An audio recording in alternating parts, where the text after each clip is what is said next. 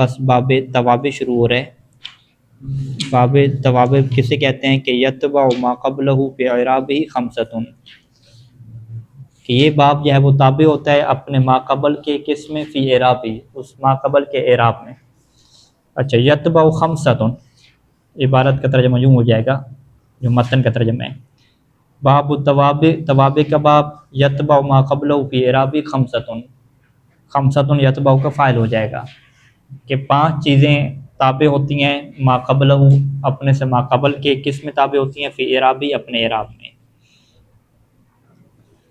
شرح میں آ جائیں کہ التوابع عبارۃ عن الکلمات، توابع ان کلمات کو کہتے ہیں التی لا یمسها الاعراب الا علی سبیل تبع لغیرها، التی لا یمسها الاعراب، کہ جن کو اعراب مس نہیں کرتا، کہ جن کے اوپر اعراب نہیں آتا، الا علی سبیل تبع لغیرہ، مگر فقط ایک ہی رستے سے۔ وہ رستہ کیا ہے کہ التبع لغیرها، کہ یہ اپنے غیر کے تابع ہوتے ہیں، تو تابع ہونے کی وجہ سے ان کو کیا ملتا ہے، اعراب ملتا ہے، وگرنہ تابع ہونے کے علاوہ کوئی اور وجہ نہیں بنتی اعراب میں کہ یہ فاعل واقع ہو رہے ہوں یا مفعول یا مجرور، کوئی اور وجہ آپ کے پاس نہیں ہوتی۔ وَهِيَ خَمْسَةٌ، اور یہ کلمات جو توابع ہیں یہ ہمارے پاس کیا ہیں، 5 ہیں۔ پہلا نعت، دوسرا تاکید، تیسرا عطف البیان، چوتھا عطف النسق، اور 5واں کیا ہو گیا، البدل۔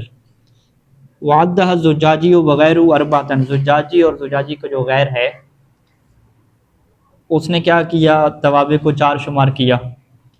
وہ ادرج عطف البیان و عطف نسق کے تحت قول العطف، اور انہوں نے یہ جو 2 عطف بیان اور عطف نسق ہے نا، اس کو اپنے قول عطف کے ماتحت کیا کر دیا، درج کر دیا، یعنی انہوں نے فقط کیا عطف بولا ہے، اور عطف بول کر انہوں نے دونوں کیا مرادیں لی ہیں، یعنی عطف سے مراد عطف بیان بھی ہے اور عطف نسق بھی ہے، تو لہٰذا ان کے نزدیک بھی حقیقت میں دیکھا جائے تو 5 ہی ہیں، ٹھیک ہے، فقط کیا ہے وہ لفظوں کا کیا آ گیا، فرق آ گیا، تو انہوں نے ایک اوپر عنوان عطف بنایا، اس کے نیچے انہوں نے 2 رکھ دیے، تو ہم نے اوپر عنوان عطف نہیں بنایا بلکہ ڈائریکٹ کیا بنایا، عطف نسق کو الگ بنایا اور عطف جو بیان ہے اسے ہم نے الگ کر دیا۔ اچھا، اب اس میں سے ہر جو تابع ہے نا اس کی الگ الگ کیا ہے بحث کریں گے۔ سب سے پہلے جو نعت ہے، تابع جو نعت ہے اس کی کیا کر رہے ہیں، بحث کر رہے ہیں۔ اس کی جو تعریف متن میں ہے وہ یہی ہے کہ نعت کیا ہوتا ہے، وَهُوَ التَّابِعُ الْمُشْتَقُّ أَوِ الْمُؤَوَّلُ بِهِ، کہ نعت تابع ہوتا ہے، ٹھیک ہے، لہٰذا ہم ہر صفت مراد نہیں لے رہے، وہ نعت لے رہے ہیں جو تابع ہو، اور اس کی خصوصیت کیا ہوتی ہے کہ یہ جو نعت ہے یا مشتق ہوتی ہے، اگر مشتق نہ ہو تو المؤول بھی اس کی تعبیر مشتق میں کر دیں گے، یعنی اس کا جو معنی ہے وہ آپ مشتق والا کر سکتے ہیں۔ اور دوسرا المبین للفظ مطبوعہ، اس کا جو مطبوع ہے نا جس کے تابع ہو رہا ہے یہ اس کے لفظ سے مبین ہوگا، یعنی اس کے لفظ اور ہوں گے، بالکل سیم جو الفاظ ہوتے ہیں وہ کس میں چلے جاتے ہیں، تاکید میں چلے جاتے ہیں نا، یعنی بالکل آپ تاکید والی صورتحال نہیں بننی چاہیے کہ جاء رجل مثلا آپ اس میں وہ فاعل کی مثالیں ہیں نا، جانی رجل العالم، جانی رجل عالم عالم، آپ یوں کہہ دیں جانی رجل عالم، پھر دوبارہ کیا کہہ دیں، عالم کہہ دیں، تو جو آخر پہ عالم آ رہا ہے وہ پہلے والے عالم کے تابع ہیں، ٹھیک ہے، لیکن وہ بطور تاکید کے تابع ہے، بطور نعت کے تابع نہیں ہے، تو لہٰذا اسی وجہ سے کیا کہا کہ جو بطور نعت کے تابع ہوگا وہ اپنے مطبوع کے لفظ سے ہٹ کے ہوگا، یعنی یہ جو مثال ہے کہ جانی رجل عالم عالم، اس میں جو پہلے والا عالم ہے اس کو آپ کیا ہے، تابع نعت کہیں گے، کیونکہ وہ رجل کے تابع ہو رہا ہے، رجل کے اور لفظ ہیں اور عالم کے کیا ہیں، اور لفظ ہیں، ٹھیک ہے، تو لہٰذا فقط آپ یہ نہ کہیں کہ تابع جو ہے وہ مشتق ہوتا ہے یا مؤول بھی مشتق ہوتا ہے، بس یہی کافی ہے، اسی کو آپ نعت کہہ دیں گے، نہیں، نعت بننے کے لیے ضروری ہے کہ اس کا جو مطبوع ہے وہ اس سے ہٹ کے ہو، اگر مطبوع بالکل اس کا سیم ہے تو پھر یہ اس کے لیے نعت واقع نہیں ہو رہا ہوتا، ٹھیک ہے، پھر آپ اسے کیا ہے کچھ اور کہتے ہیں، یعنی اسے کیا کہتے ہیں، تاکید کہتے ہیں۔ مصنف انہیں چیزوں کی وضاحت کرتے ہیں، مصنف شرح میں کیا کہتے ہیں کہ تابع، جب ہم نے نعت کو ہم نے تابع کہا تو تابع کیا ہے، جنس ہے، ایک کلی ہے، یشمل التوابع الخمسہ، کے جو 5 توابع کو شامل ہو جاتی ہے، والمشتق کو او المؤول بھی، اور جب ہم نے مشتق اور مؤول بھی کی بات کی تو اس قید نے کیا کیا، مخرج لبقیت التوابع، اس نے باقی توابع کی جو 4 قسمیں ہیں ان کو نکال دیا. کیوں؟ فإنہا یعنی جو بقیہ توابع ہیں، جو باقی توابع ہیں، لا تکون مشتقۃ ولا معولۃ بہ، وہ نہ تو مشتق ہوتے ہیں نہ ہی مشتق میں ان کی تعویل ہوتی ہے.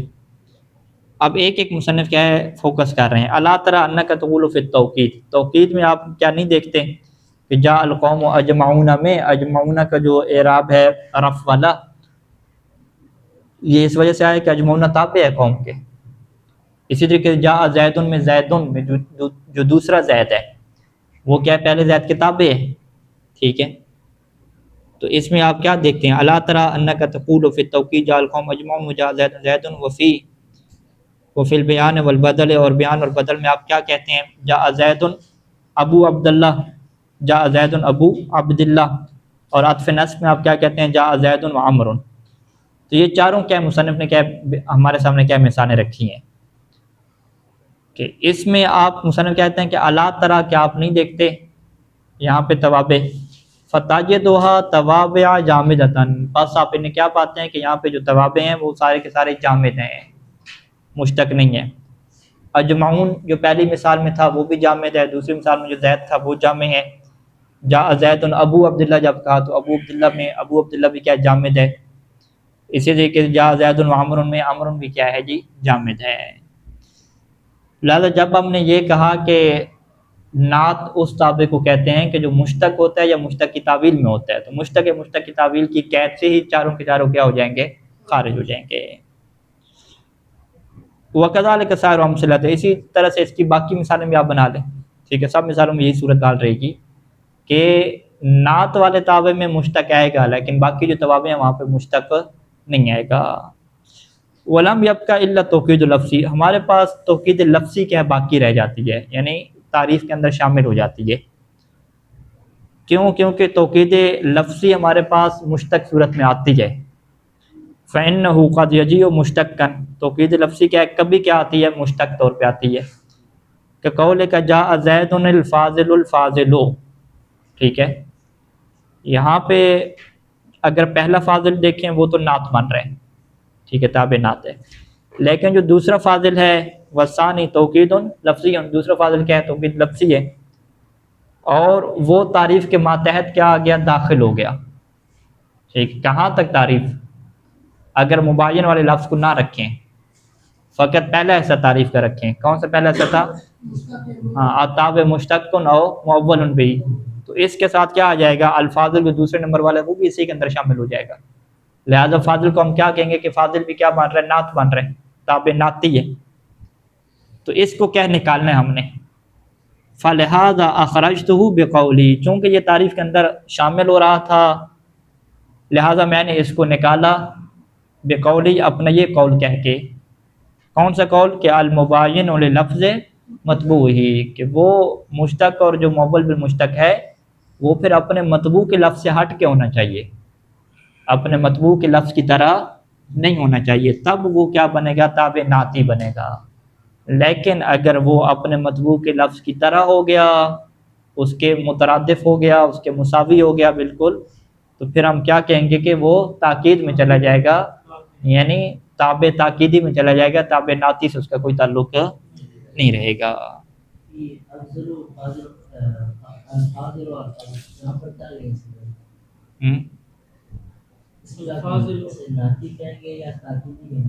پہلا جو فاضل ہے اسے تابع نعتی کہیں گے، دوسرے تابع کو کیا کہیں گے؟ تابع تاکیدی کہیں گے.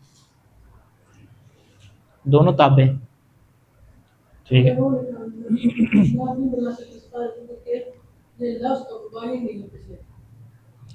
پہلے والے فاضل کو آپ نے نعتی کیوں کہہ دیا؟ کیونکہ ساری تعریف صدق کرتی ہے کہ مشتق ہے اور کیا مباین لفظ مطبوع ہے. کیونکہ پہلے والے فاضل کا مطبوع کیا ہے؟ زید ہے، اور دوسرے والے فاضل کا مطبوع زید نہیں ہے، بلکہ دوسرے الفاظل کا مطبوع کیا ہے؟ وہی پہلے والا الفاظل ہے. ٹھیک ہے، تو مطبوع اور تابع پھر ایک ہو گئے نا لفظی اعتبار سے، الفاظل الفاظل. ٹھیک ہے، تو پھر کیا اعتراض آئے گا؟ اعتراض یہی آئے گا کہ ٹھیک ہے مشتق بھی ہے لیکن یہ مباین نہیں ہے اپنے مطبوع کے. جب مباین نہیں ہے تو بس یہ تابع ناتی نہیں رہا، کیونکہ تابع ناتی کی تعریف میں کیا ہے؟ مباین ہونا کیا شرط ہے۔ پھر آپ کا کیا سوال ہے ابھی؟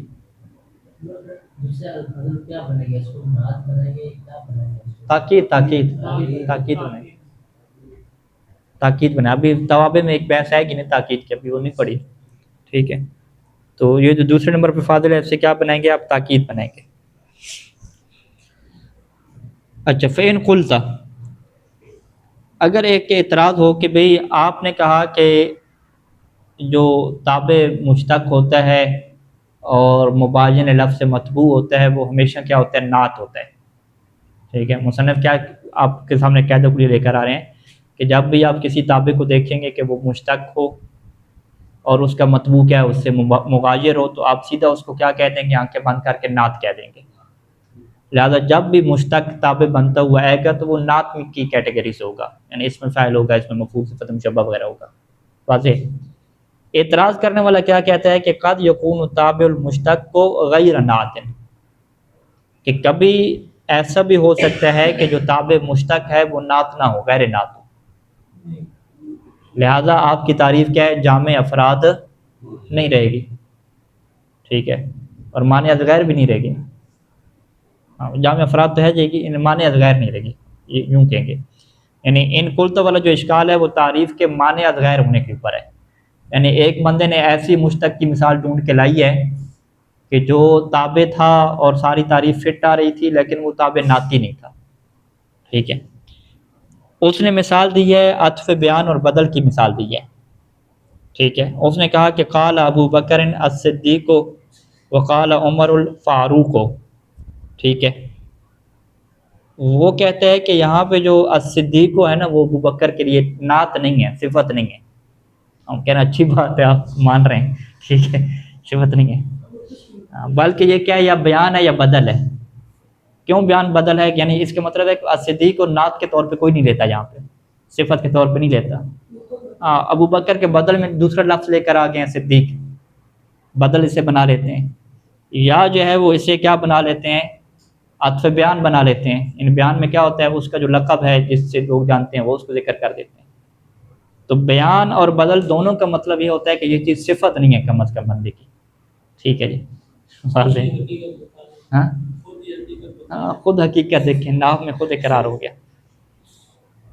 تو الصدیق کو کیا ہے؟ مشتق ہے، یہ تو واضح ہے، ٹھیک ہے؟ صدیق اور الفاروق بھی کیا ہے؟ مشتق ہے۔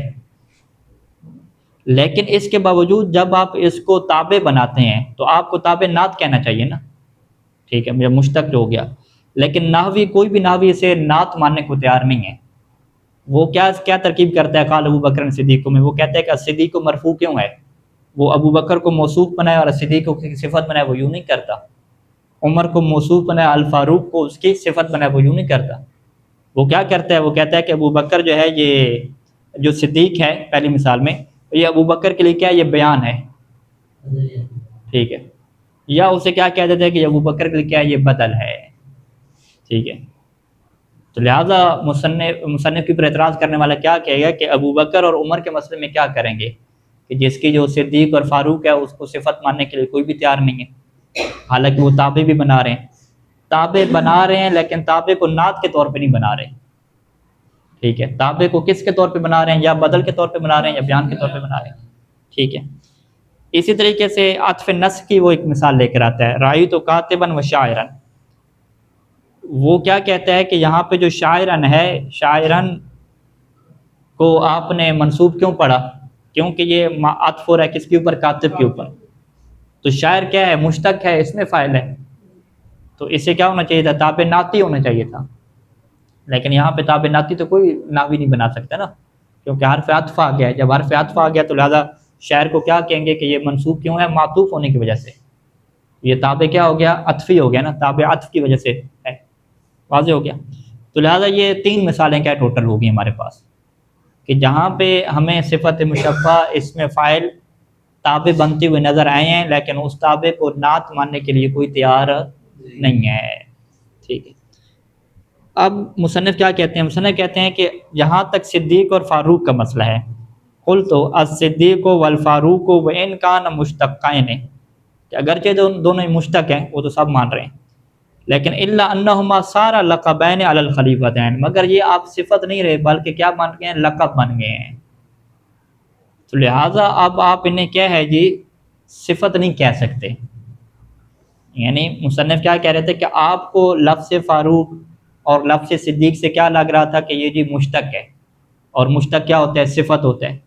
تو مصنف کہتے ہیں صفت ہے ہی نہیں، صفت ہوتے تھے لیکن یہ بعد میں کیا بن گئے؟ ابھی لقب کا درجہ پا چکے ہیں۔ جب یہ لقب کا درجہ پا چکے ہیں تو اب اس کے ساتھ سلوک کون سا ہوگا؟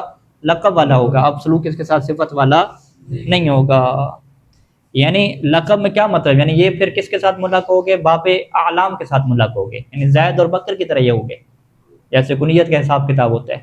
کیونکہ علم کی ہم نے قسمیں پڑھی تھی نا کہ علم کے اندر اسم بھی آتا ہے، کنیت بھی آتی ہے، اور کیا آتا ہے؟ لقب بھی آتا ہے۔ تو لقب کے ساتھ سلوک صفت والا تو نہیں کرتے نا، علم والا کرتے ہیں۔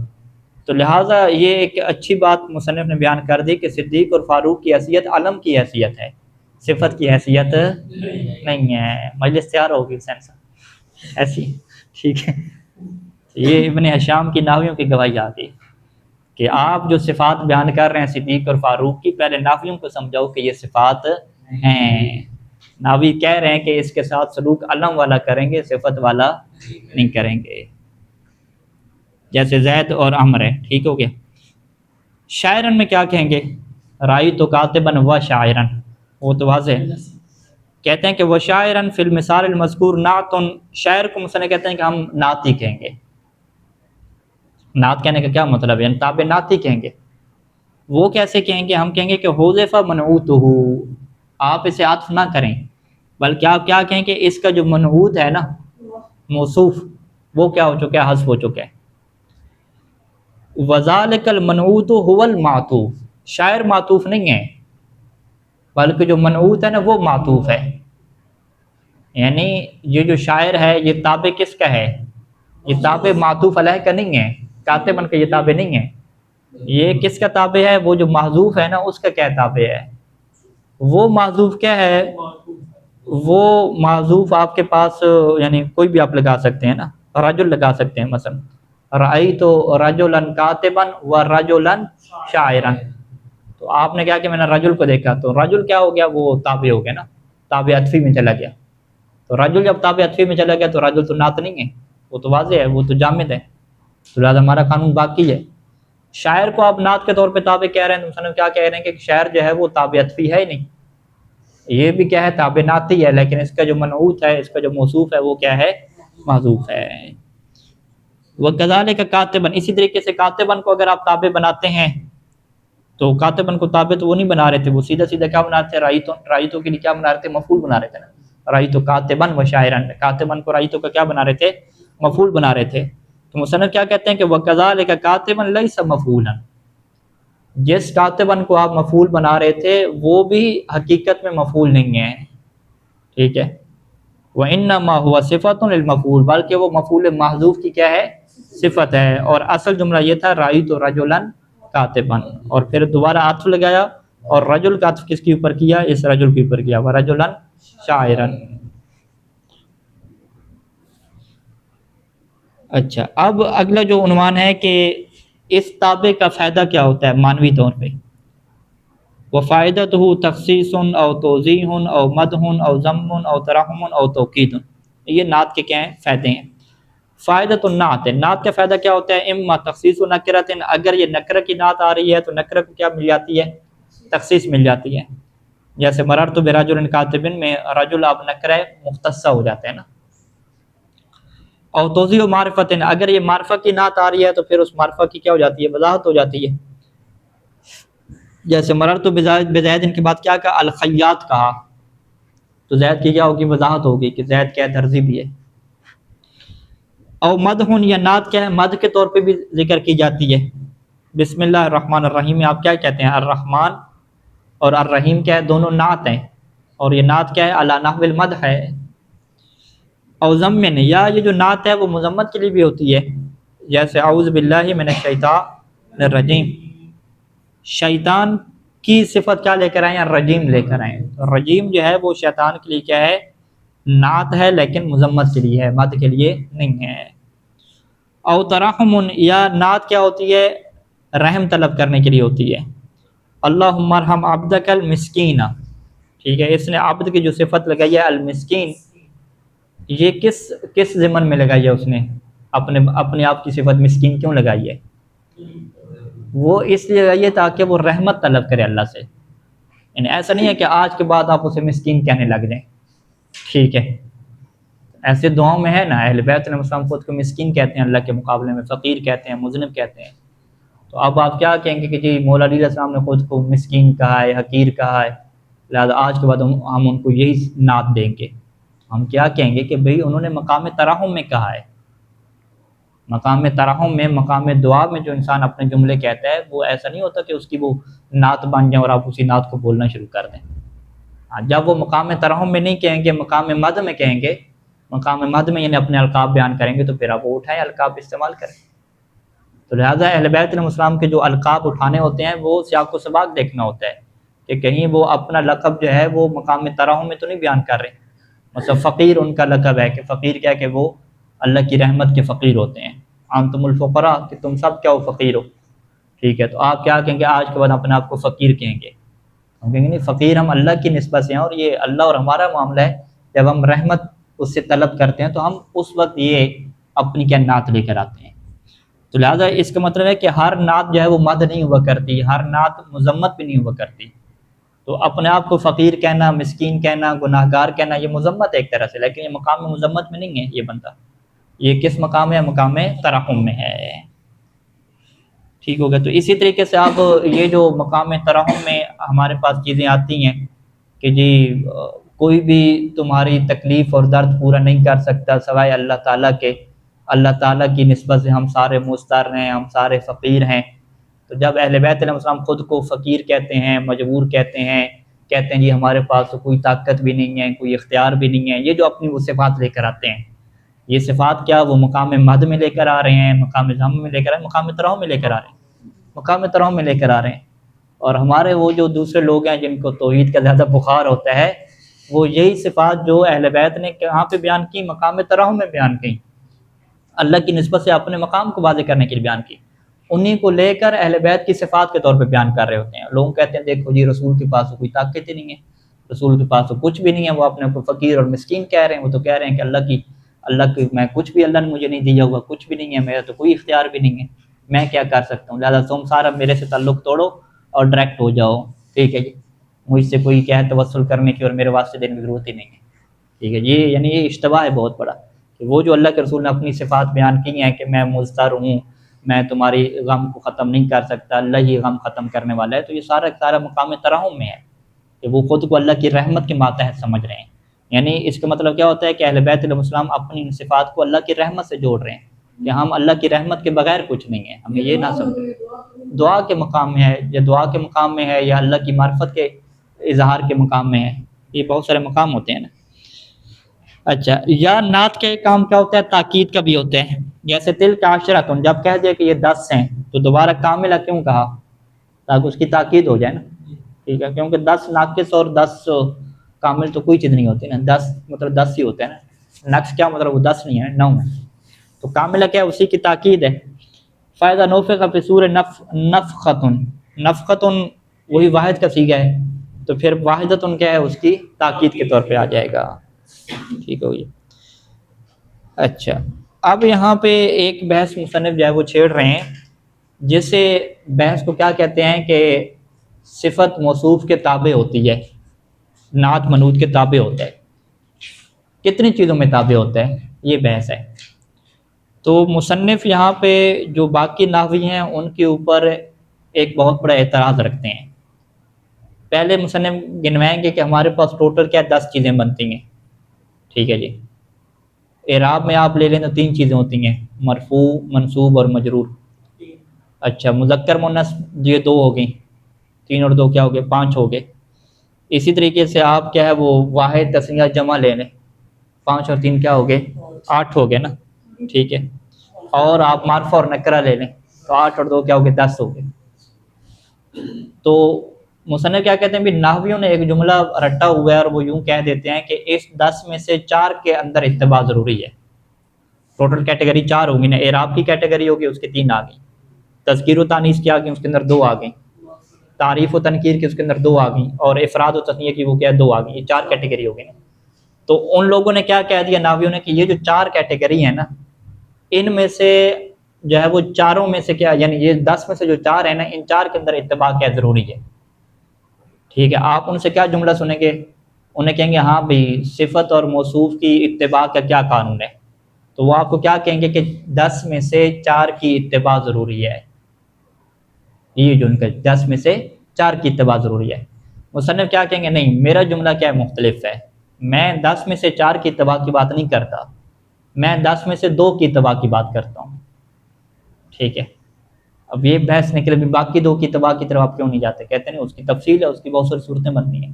ٹھیک ہے، تو ابھی یہ جو لمبی بحث چھیڑ رہے ہیں جو کل بھی انشاءاللہ جاری رہے گی، وہ ساری کی ساری اسی فوکس کے اوپر ہے کہ ناویوں کا یہ کہنا کہ 10 میں سے 4 کتابیں ہو، یہ ان کی بات دقیق نہیں ہے، اور میں جو کہہ رہا ہوں کہ 10 میں سے 2، اور وہ 2 بھی کیا مصنف معین کرتے ہیں، وہ کہتے ہیں کہ اوجہ الاعراب، یعنی ایک اوجہ الاعراب اور ایک تعریف و تنکیر، بس ان 2 میں کیا اتباع ضروری ہے۔ باقی جو 2 کا حساب کتاب ہے وہ پھر مصنف آپ کو الگ سے بیان کریں گے کہ اس میں کبھی اتباع ہوتی ہے اور کبھی اتباع نہیں ہوتی۔ تو ہمیشہ جو اتباع رہے گی وہ 10 میں سے 2 کے اندر رہے گی، ایک اوجہ الاعراب میں اور ایک کیا تعریف و تنکیر میں، باقی تثنیہ مذکر ہونے میں، اور کیا رہ گیا تھا اس میں، ہاں مذکر اور مؤنث، یہ تو ہاں مذکر مؤنث، ٹھیک ہے مذکر مؤنث ہو گیا، اور کیا ہے مفرد تثنیہ جمع میں جو اتباع ہے اس کے مصنف کہتے ہیں کہ کچھ جگہوں پہ اتباع ہوتی ہے اور کچھ جگہوں پہ اتباع نہیں ہوتی ہے، لہذا جو ہمیشہ اتباع ہوتی ہے موصوف اور صفت کی وہ 2 ہی مقامات پہ ہوتی ہے، یا اعراب میں یا نہیں کہہ رہا، یعنی 2 ہی مقامات میں بیک وقت ہوتی ہے، اعراب میں ہوتی ہے اور معرفہ اور نکرہ میں ہوتی ہے، ان 2 میں اتباع ضروری ہے، اور باقی آپ اگر کہتے ہیں کہ جی وہ مذکر مؤنث میں اتباع کروانی ہے، مفرد تثنیہ جمع میں اتباع کروانی ہے، تو اس کی الگ شرائط ہیں، اگر وہ شرائط ہوں گی تو اتباع ضروری ہوگی، اگر وہ شرائط نہیں ہوں گی تو اتباع ضروری نہیں ہوگی۔ واضح؟ اب یہ شرح میں آ جائیں، مصنف کہتے ہیں کہ اعلم ان للاسم، اسم کو جو ہے وہ 10 حالات ابھی بیان کر رہے ہیں کہ اعلم ان للاسم بحسب الاعراب۔ پہلا جو آپشن ہے اعراب، ٹوٹل 4 چیزیں ہیں نا، اعراب کے اعتبار سے دیکھیں تو اسم کے 3 حالات بنتے ہیں، ان للاسم بحسب الاعراب ثلاثۃ احوال، رفع و نصب جر۔ اچھا، افراد اور غیر افراد کے اعتبار سے دیکھیں دوسری کیٹیگری، تو 3 احوال بنتے ہیں، وبحسب الافراد وغیرہ ہی ثلاثۃ احوال، کیا مفرد تثنیہ اور جمع، 3 اور 3 6 ہو گئے، اور مذکر مؤنث کے اعتبار سے دیکھیں تو 2 حالات بنتے ہیں، 6 اور 2 8 ہو گئے، اور نکرہ اور معرفہ کے اعتبار سے دیکھیں تو 2 حالات بنتے ہیں، یعنی 8 اور 2 کیا ہو گئے 10 ہو گئے، یعنی فہذہ عشرۃ احوال للاسم۔ ٹھیک ہو گیا۔ اب ولا یکون الاسم علیہا فی وقت واحد، اور اسم کیا ہے ان 10 حالات کے اوپر ایک وقت میں نہیں ہوتا، یعنی اسم کیا ہو مرفوع بھی ہو منصوب بھی ہو، 10 کی 10 چیزیں کٹھی پائی جائیں اسم کے اندر، یہ تو نہیں ہوتا نا، کیوں، لما فی بعض من التضاد، کیونکہ ان میں سے بعض کیا ہیں وہ آپس سے متضاد ہیں، جیسے ایک اسم نکرہ بھی ہو معرفت بھی ہو، یہ 2 ضدیں ہیں۔ واضح؟ الا تری، کیا آپ نہیں دیکھ رہے کہ انہ لا یکون الاسم مرفوعا منصوبا مجرورا ولا معرفا منکرا ولا مفردا مثنى مجموعا ولا مذکرا مؤنثا، کہ کیا آپ نہیں دیکھتے کہ لا یکون اسم، کہ اسم ایسا نہیں ہوتا کہ کوئی اسم آپ عربی میں ڈھونڈ کے لائیں کہ جو مرفوع بھی ہو منصوب بھی ہو مجرور بھی ہو ایک ہی وقت میں، ٹھیک ہے، معرفہ بھی ہو نکرہ بھی ہو مفرد تثنیہ جمع بھی ہو، اور مذکر اور مؤنث دونوں ہوں، ٹھیک ہے، مذکر اور مؤنث چلیں خنثی میں ڈھونڈ لیں گے، ٹھیک ہے، باقی جو ہے وہ مفرد اور تثنیہ ایک ہی ٹائم پہ ایک بھی ہو اور 2 بھی ہو، یہ کیسے ڈھونڈیں گے، ٹھیک ہے، یہ مشکل بن جائے گی، ٹھیک ہے۔ وَإِنَّمَا يَجْتَمِعُ فِيهِ مِنْهَا، انما یجتمع فیہ منہا، یعنی اسم جمع ہوتا ہے فیہ منہا، فیہ منہا کدھر پلٹیں گے، یعنی ان 10 میں سے ما یجتمع فیہ، یوں نہیں کہ جس کے اندر اسم جمع ہوتا ہے منہا ان 10 چیزوں میں سے، یعنی ان 10 میں سے اسم جس کے اندر جمع ہوتا ہے فی الوقت الواحد، ایک ہی وقت میں، وہ کیا چیزیں رہتی ہیں ہمارے پاس 4 رہتی ہیں، یعنی ہر اسم کے اندر یہ 4 چیزیں کیا ہو جاتی ہیں جمع ہو سکتی ہیں۔ وَهِيَ مِنْ كُلِّ قِسْمٍ وَاحِدٌ، اور وہ کون سی چیزیں ہیں، ہر قسم میں سے ایک لیں، ٹھیک ہے، ہر قسم میں سے ایک لیں، اعراب میں سے ایک لیں، معرفہ نکرہ میں سے ایک لیں، ایک ایک سب لیں۔ تقول جانی زید، جانی زید میں آپ کیا کہتے ہیں؟ چار چیزیں کون سی ہیں جانی زید میں؟ ٹھیک ہے، آپ کہتے ہیں کہ جانی زید میں کیا ہے؟ فیکون فی الافراد، ایک تو یہ کیا ہے؟ مفرد ہے، دوسرا کیا ہے؟ یہ جی مذکر ہے، تیسرا کیا ہے؟ یہ معرفہ ہے، چوتھا کیا ہے؟ یہ مرفوع ہے، چار چیزیں ہوگی۔ فَإِن جِئْتَ مَكَانَهُ بِرَجُلٍ، اگر آپ جانی رجل کہہ دیتے ہیں، یعنی زید کی جگہ پہ رجل لے کر آتے ہیں، تو اس میں پھر کیا ہو جائے گا؟ ففی تنکیر، آپ کیا کہتے ہیں؟ چلے جی معرفہ ختم ہو گیا، آپ کیا آ گیا؟ نکرہ آ گیا یہاں پہ، یعنی بدل تعریف ہے، تعریف کے بدلے میں نکرہ آ گیا، وبقیت الوجہ، اور پہلے والی تین وجہیں وہی باقی رہیں گی۔ فَإِن جِئْتَ مَكَانَهُ بِالزَّيْدَانِ أَوْ بِالرَّجَالِ، اور اگر اس کی جگہ پہ آپ زیدان یا رجال لے کر آتے ہیں تو ففی تثنیۃ او الجمع، تو اس میں کیا ہے؟ پھر تثنیہ اور جمع آ جائے گا، کس کے بدلے میں؟ مفرد کے بدلے میں، اور پھر باقی وجہیں بھی کیا اپنی جگہ پہ باقی رہیں گی۔ فَإِن جِئْتَ مَكَانَهُ بِهِنْدٍ، اگر زید کو چھوڑ کے آپ ہند لے آتے ہیں، ففی تانیث بدل تذکیر، تو مذکر کے بدلے میں کیا آ جائے گا؟ مؤنث آ جائے گا، اور باقی وجوہات بھی۔ اور اگر آپ کہتے ہیں رائی تو زیدن اور مررت بزیدن، یعنی منصوب کی مثال ہے، تو یہاں پہ نصب اور جر آ جائے گی، جو کہ رفع کے بدلے میں ہے، اور باقی وجوہات بھی۔ یعنی کہنے کا کیا مطلب ہے کہ ایک اسم کے اندر چار چیزیں بیک وقت آ سکتی ہیں، چار سے زیادہ نہیں آ سکتی۔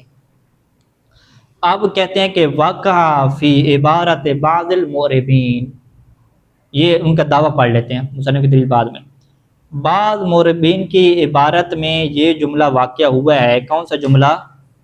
کہ ان النعت یتبع المنعوت فی اربع من عشرہ، ٹھیک ہے جی، وہ کیا کہتے ہیں کہ نعت منعوت کے تابع ہوتی ہے اربع من عشرہ میں، 10 میں سے 4 میں کیا ہوتی ہے؟ تابع ہوتی ہے۔ وَيُعَنْوَنُ بِذَلِكَ، اور اس کا وہ عنوان دیتے ہیں کہ انه یتبعہ فی الامور الاربع التي یکون علیہا، کہ وہ کیا ہوگا؟ یعنی نعت تابع ہوگی منعوت کے یتبعہ فی الامور الاربع، ان 4 امور میں، التي یکون علیہا، جو 4 امور کس کے اوپر ہوتے ہیں؟ منعوت کے اوپر، یعنی موصوف کے جو 4 امور ہوں گے اسی کے اوپر کیا ہے؟ نعت بھی رہے گی۔ مصنف کا دعویٰ کیا ہے کہ وَلَيْسَ كَذَلِكَ، لیکن اس طریقے سے نہیں ہے، بلکہ انما حکمہ، نعت کا کیا حکم ہے؟ کہ انہ یتبعہ فی اثنین من خمسہ، اثنین من خمسہ کی تعبیر آ گئی، اثنین من اربع بھی نہیں کہا، خمسہ کا ہے، ٹھیک ہے، کہ 10 میں سے 4 کی ضرورت نہیں ہے، بلکہ 5 میں سے کیا ہے؟ 2 کی اتباع۔ اب وہ 5 کون سے والے ہیں؟ انشاءاللہ کل کیا تفصیل میں ہم لے کر آتے ہیں۔ صلی اللہ علیہ محمد و علیہ